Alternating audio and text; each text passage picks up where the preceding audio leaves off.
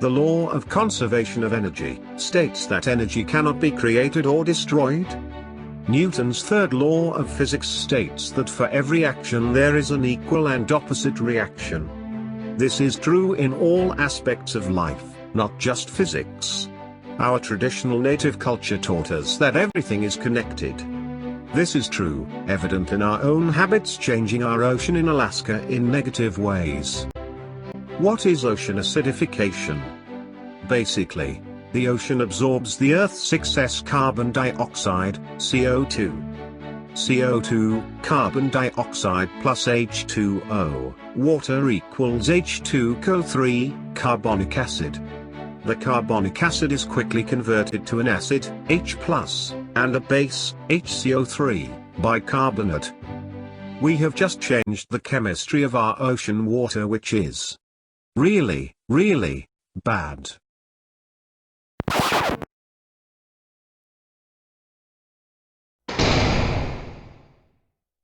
Causes of ocean acidification.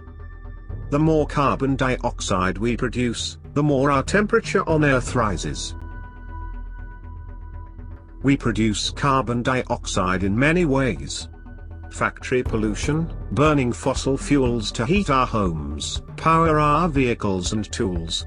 Even decaying wood releases carbon dioxide as it deteriorates. This carbon dioxide gets released. It eventually finds its way into carbon sinks such as the ocean, forests, and estuaries. Polluted groundwater from bogs, lakes, and rivers makes its way into the ocean and increases ocean acidification by increasing nitrate levels in the local water. While it is easy to think that throwing chemicals out your back door is the end of the chemical, that would be a fallacy.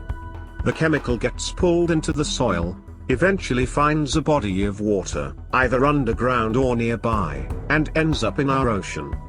This polluted groundwater creates dead zones that threaten all life that travels through it. The migrating animals eat the tainted food the reefer provides, who then go on to become food for another animal. The cycle of infection begins. Estuaries are wetlands where the freshwater and saltwater meet. Estuaries are particularly prone to damage from our water runoff laden with fertilizer and carbon dioxide that causes the water to become nutrient-rich, a process known as eutrophication. An astounding 65% of studied estuaries in the United States suffered significant damage from eutrophication. The increase in nutrients causes an increase in algae and plant growth. The overabundance of algae blocks sunlight. The algae and plants die, emitting carbon dioxide and bacteria in the process, which results in a loss of oxygen in the area, creating a hypoxic environment for the organisms that live there. These areas are known as dead zones. Another issue of eutrophication is the creation of harmful algal blooms that are poisonous to animals that consume them. These HABs get into the food chain and are released into the ocean along with all the excess CO2 they carry. All this polluted, carbon dioxide-laden ground and estuary water makes its way to the ocean, increasing the temperature and pH, which lead to the perfect environment for those deadly harmful algal blooms, HABs, to thrive. HABs contain toxins that can harm fish and wildlife. For us in Alaska, we mainly see saxitoxin and domoic acid. The HABs occur more frequently, killing many forms of life. These pesky HABs get a free ride when they stow away on board ships in ballast water. We see them more often in Alaska and commonly call it red tide. During their process of photosynthesis, plants and trees absorb carbon dioxide and release oxygen. The Amazon alone is roughly 25 times the size of the United Kingdom and contributes to a large percentage of carbon dioxide removal. Here in Alaska we have millions of acres of forests to help combat the effects of carbon dioxide and ocean acidification. The problem is that logging is big business. Alaska's forests are once again looking to be the victims of deforestation, or removal of forests.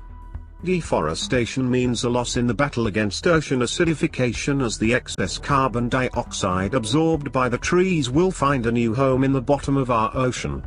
All the excess carbon dioxide that is absorbed by the ocean gets pulled down deep and it sits there until water currents bring it closer. The ocean has taken up about 25% of the excess gas, the equivalent of over 600 billion tons of carbon dioxide, from 1750 to 2015. For instance, about 24 million tons of CO2 will enter the ocean today. Since there are an estimated 7.8 billion people on the planet, we can carry out the math to see that each person contributes 6.15 pounds of carbon dioxide daily. Imagine if everyone on Earth threw a 2-liter bottle of soda into the ocean each day.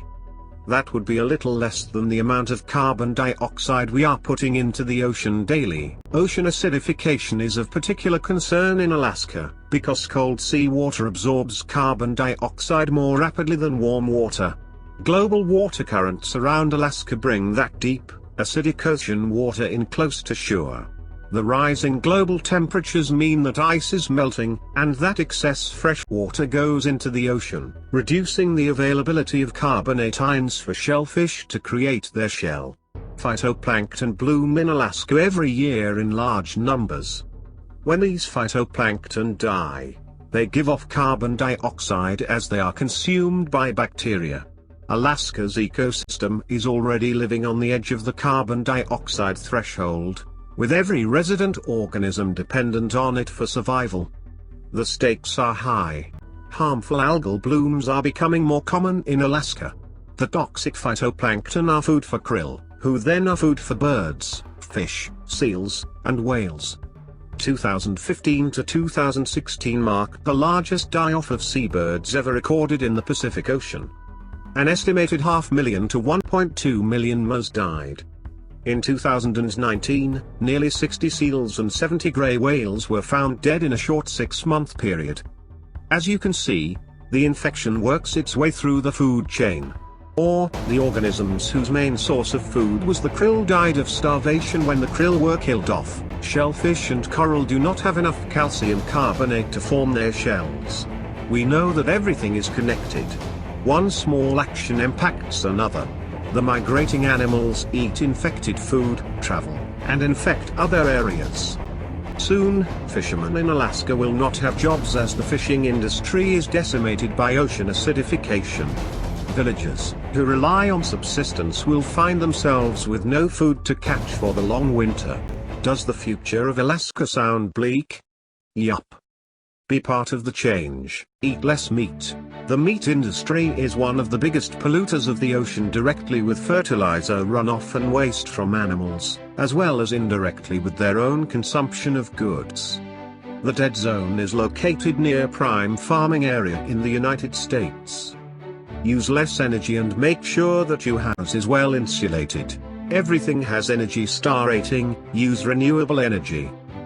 Buy local products that do not need to be transported long distances. Transport contributes to fossil fuel emissions, energy usage, and pollution. Take the bus or ride a bike. Use a bidet.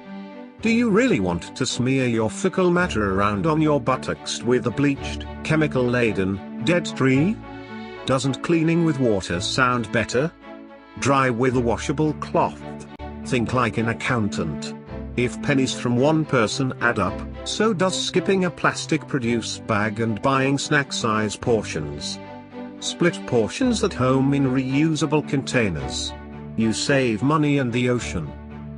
Buy less. Think that everything you buy needs to be transported and infects our waters with packaging. Bring your own container for leftovers to a restaurant. Use it until it is so jankety the goodwill doesn't want it. Everything we do, every purchase we make, every chemical and detergent we use, changes our ocean and our lives. Calculate your carbon footprint. The EPA has just one of the many online calculators available.